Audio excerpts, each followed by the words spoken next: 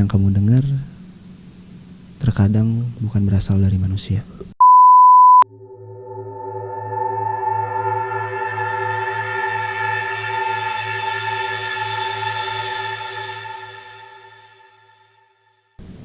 Halo Sivitas, balik lagi di Hororific, podcast yang nemenin malam Jumat kamu dengan cerita-cerita mistis di dunia kampus.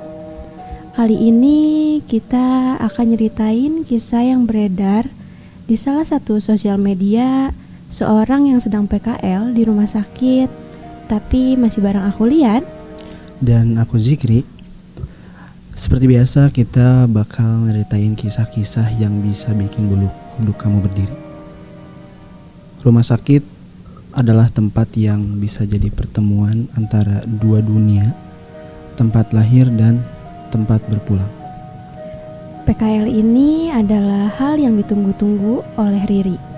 Karena di bagian dari ini itu bagian cita-citanya Riri, yaitu jadi perawat.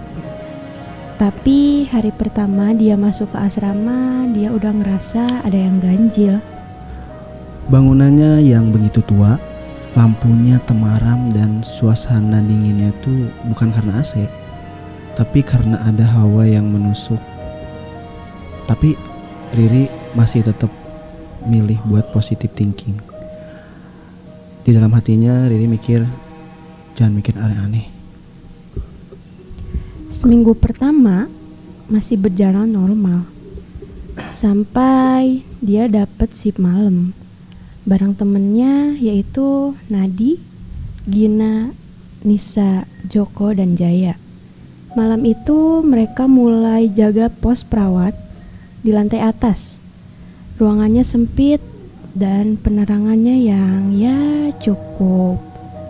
cukup lah. Di luar itu ada lorong rumah sakit yang sangat sepi. Posisi si Joko ini tuh berdua nih sama Riri. Awalnya mereka ngobrol biasa aja, tapi lama-lama suasana tuh semakin berubah. Waktu Joko nyeletuk, Rir, kamu dengar suara ketawa gak? Dari ruang sebelah.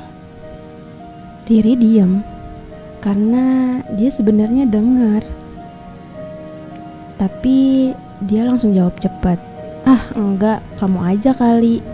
Karena dia tahu kalau dia ngaku suasananya bakal langsung gak enak. Tapi Joko belum selesai di situ. Dia nanya lagi nih, kamu nyium bau melati gak sih? Belum sempat dijawab, tiba-tiba Jaya manggil buat bantuin ngurus pasien. Dan saat itulah Riri sendirian. Di koridor rumah sakit, di malam itu gak ada siapa-siapa. Tapi di ujung lorong itu Riri dengar suara langkah kaki yang awalnya pelan tapi kemudian banyak.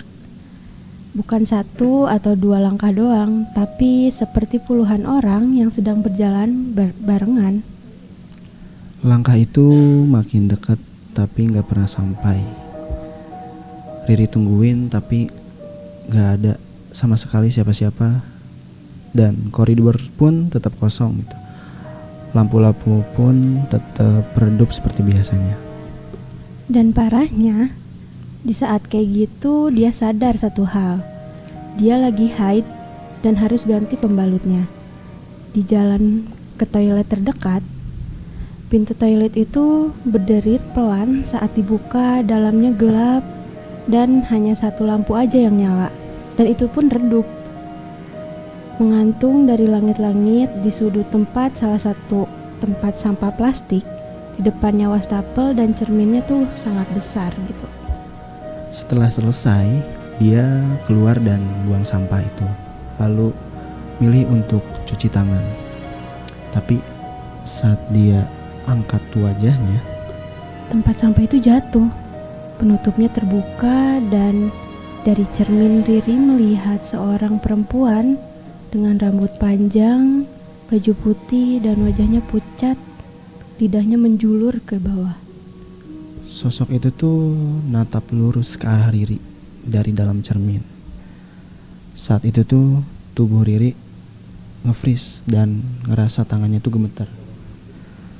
Jantungnya kayak berhenti dan nafasnya tuh ngerasa pendek. Dia sama sekali gak bisa teriak dan sama sekali gak bisa lari. Dan sampai akhirnya ia tuh gelap.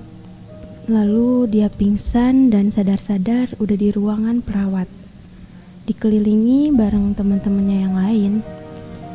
Seminggu setelah kejadian itu, Riri jaga malam lagi. Tapi kali ini ditemenin bareng Gina. Mereka muter bangsal, ngecek pasien kayak biasanya. Tapi saat mereka sampai di lorong tengah, mereka nyium bau melati lagi. Baunya tuh kuat, padat, seperti memenuhi ruangan. Dan di ujung lorong ada berdiri seseorang perempuan pakai baju pasien, rambut sepinggang, berdiri diam aja menghadap ke arah dinding. Lalu mereka pun memberanikan diri untuk mendekatinya pelan-pelan. Lalu berbicara, "Permisi mbak." Tapi gak ada jawabannya. Dipanggil 2 kali baru dia nengok dengan pelan. Setelah itu bisa terlihat wajahnya yang pucat, tatapan kosong, dan dia nunjuk ke lorong kiri, yang dimana itu adalah ke arah kamar jenazah. Tanpa banyak pikir, mereka ikut jalan di belakang perempuan itu. Tapi jalannya terlalu lambat sampai mereka gak sengaja nabrak punggungnya. Dan saat itu pun bau busuk tuh langsung kecium. Nyengat kayak daging busuk gitu, bercampur tanah-tanah kuburan yang masih basah gitu. Lalu perempuan itu tertawa, seolah-olah tahu mereka tuh terganggu. Lalu kemudian dia nengok, tapi bukan biasanya. Kagetnya, kepalanya tuh berputar 180 derajat tanpa badan yang ikut bergerak, dan seolah-olah tulang lehernya tuh lunak gitu aja. Lalu Gina tuh langsung pingsan. Riri lari ke arah lorong mencari bantuan ke temannya yang lain. Tapi sialnya Joko dan Jaya juga ditemukan pingsan di tengah lorong. Diduga jatuh dari sepeda rumah sakit karena dikejar sesuatu. Setelah itu mereka semua dibantu satpam senior, namanya Pak Mamat.